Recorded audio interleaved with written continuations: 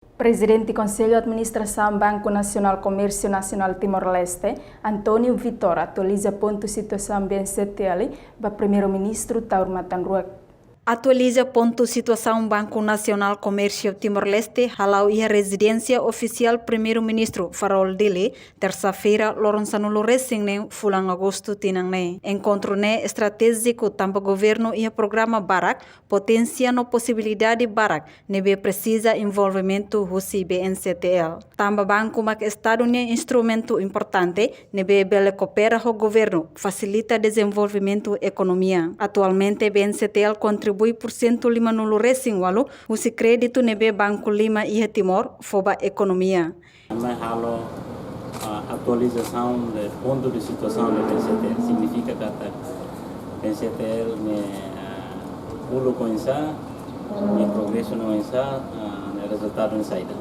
Janema põe a mim mais qual apresenta para sua excelência o primeiro-ministro e acompanhamos a rede do governo agora e o programa para e a potência saída, a possibilidade de saída, mas banco é um instrumento importante do Estado Unido, ele coopera com o governo para ele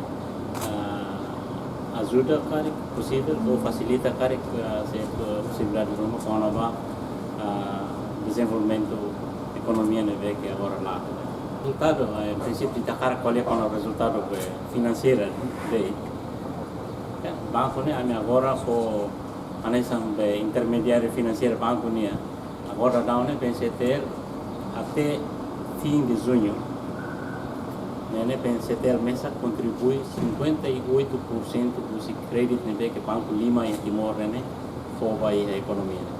Quer dizer que o banco esforço que o banco capitaliza a economia.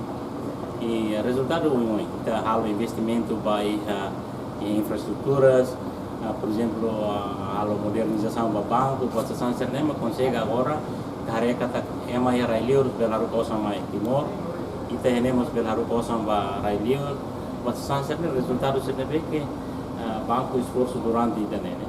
E lá claro está, carrega botou lá o dia e também tá usando e também para foto ter cartão ATM e também para foto usando esforço hori capitaliza a economia e o resultado oi lihus investimento e a infraestrutura, modernização do banco no selo tang.